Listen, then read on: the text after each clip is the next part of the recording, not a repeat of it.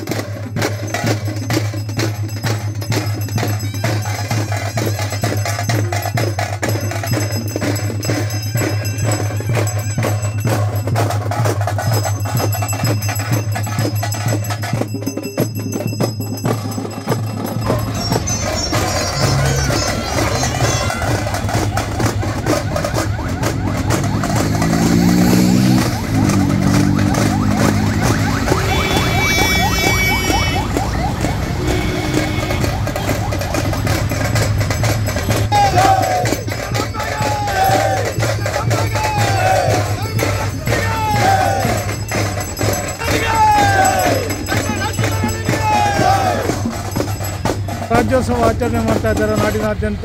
ನೀವು ಡಾಕ್ಟರ್ ರಾಜ್ಕುಮಾರ್ ಸಮಾಧಿಯಿಂದ ಮೆರವಣಿಗೆ ಮಾಡ್ತಾ ಇದ್ದೀರಿ, ಹೇಳಿ ಸರ್. ನಮಸ್ಕಾರ.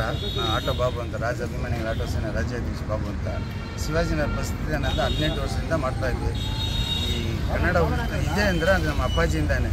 ಬೇರೆಯವ್ರು ಏನು ತಿಳ್ಕೊಂತಾರೆ ಗೊತ್ತಿಲ್ಲ, ನಮ್ಮ ಅಪ್ಪಾಜಿಯಿಂದ ನಮ್ಮ ಕರ್ನಾಟಕದಲ್ಲಿ ಒಂದು ಬೆಲೆ ಇದೆ, ಕನ್ನಡಿಗರಿಗೂ ಒಂದು ಬೆಲೆ ಇದೆ.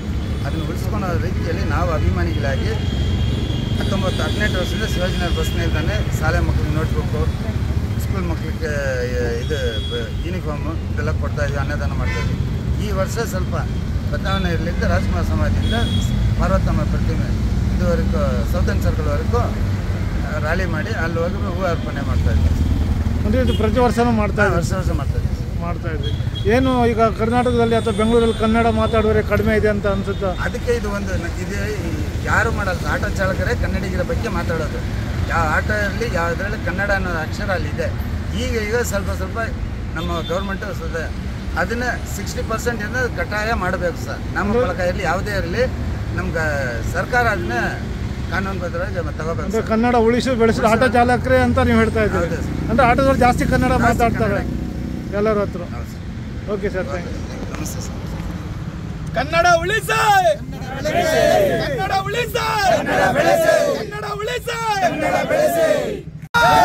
ಡಾಕ್ಟರ್ ರಾಜ್ಕುಮಾರ್ಗೆ, ಪುನೀತ್ ಅಣ್ಣನಿಗೆ.